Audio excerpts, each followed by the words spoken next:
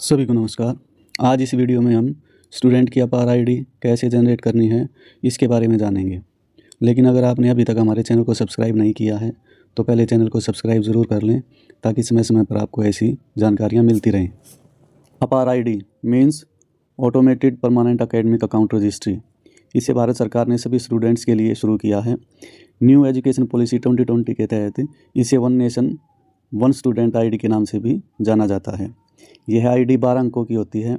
इसमें स्टूडेंट की उपलब्धियां, छात्रवृत्ति, पुरस्कार व अन्य सभी प्रकार के रिकॉर्ड्स डिजिटल फॉर्म में सेव रहते हैं। यह आईडी आधार कार्ड से लिंक होती है। अपार आईडी छात्रों के लिए आजीवन पहचान पत्र है। अपार आईडी के लिए भारत सरकार ने ABC यानी कि एकेडमिक बैंक ऑफ क्रेडिट्स की शुरुआत की है। कॉलेज या यूनिवर्सिटी में एडमिशन के लिए ABC की ज़रूरत होगी। स्टूडेंट के एकेडमिक अकाउंट में हायर एजुकेशन कोर्स के लिए क्रेडिट दिए जाएंगे। ये एक तरह से कमर्शियल बैंक होगा जहां आपके पॉइंट्स ऐड होते रहेंगे। अपार आईडी जनरेट होते ही इसे स्टूडेंट के डिजी लॉकर में डाल दिया जाता है। तो ये कुछ बातें हैं अपार आईडी के बारे में जिनकी जानकारी आपको होना बेहद ज़रूरी है। तो चलिए अब देखते हैं कि बच्चों की अपार आईडी कैसे जनरेट करनी है। तो सबसे पहले आपको HDMS UDICE plus site open करनी है और अपनी स्कूल आईडी से लॉगिन करना है। लॉगिन करने के बाद आपको ये स्क्रीन दिखाई देगी। यहाँ पर करंट एकेडमिक ईयर 2024-25 यहाँ पर क्लिक करेंगे। यहाँ क्लिक करने के बाद आपको ये स्क्रीन दिखाई देगी। ओके करेंगे। उसके बाद एक बात आपको ध्यान रखनी है कि बच्चों की आईडी जनरेट करने से पहले उनके पेरेंट्स की सहमति लेनी ज़रूरी है। HDMS पर लॉगिन करने के बाद आपको ये स्क्रीन दिखाई देगी। यहाँ पर एक ऑप्शन दिखाई दे रहा है अपार मॉड्यूल। जब हम अपार मॉड्यूल पर क्लिक करेंगे तो ये ऑप्शन दिखाई देंगे क्लास ग्रेड। यहाँ से हम जिस क्लास की हमने अपार आईडी जनरेट करनी है वो क्लास सिलेक्ट करेंगे और उसके बाद गो पर क्लिक करेंगे। उसके बाद उस क्लास के सभी बच्चों की लिस्ट दिखाई दे जाएगी जो कि UDICE पर रजिस्टर्ड हैं। उसके बाद यहाँ देखिए बच्चों की लिस्ट दिखाई दे रही है। कुछ बच्चों के सामने स्टेटस कंप्लीट आया हुआ प्रोफाइल स्टेटस और कुछ के सामने इनकम्प्लीट। अपार आईडी जनरेट करने के लिए पहले बच्चे की प्रोफाइल स्टेटस कंप्लीट होनी चाहिए। अगर कंप्लीट नहीं है तो पहले वो हमें कंप्लीट करनी पड़ेगी।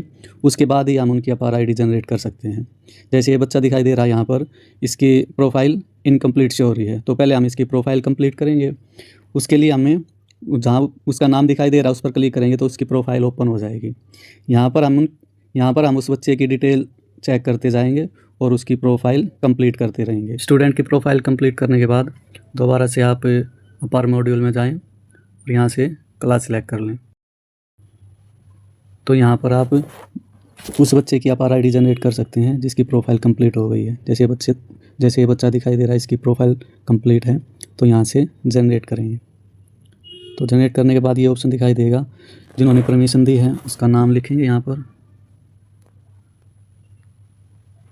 एज द रिलेशन क्या बच्चे के साथ मदर है, of ice with identity proof क्या प्रूफ दे रखा उन्होंने उस आइडेंटिटी प्रूफ का नंबर यहाँ डाल देंगे। अगर आधार कार्ड दे रखा तो आधार नंबर यहाँ डाल देंगे।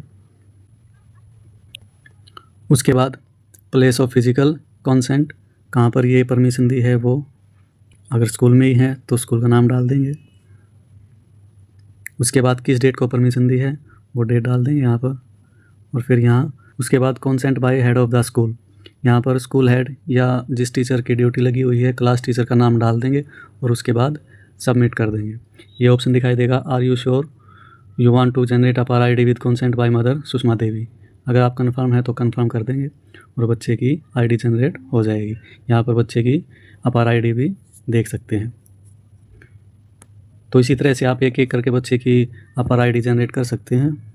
लेकिन आपको ध्यान ये रखना एक तो पेरेंट्स की सहमति लेनी आवश्यक और दूसरा बच्चे की प्रोफाइल कंप्लीट होनी ज़रूरी है। उसके बाद ही आप अपार आईडी जनरेट कर सकते हैं।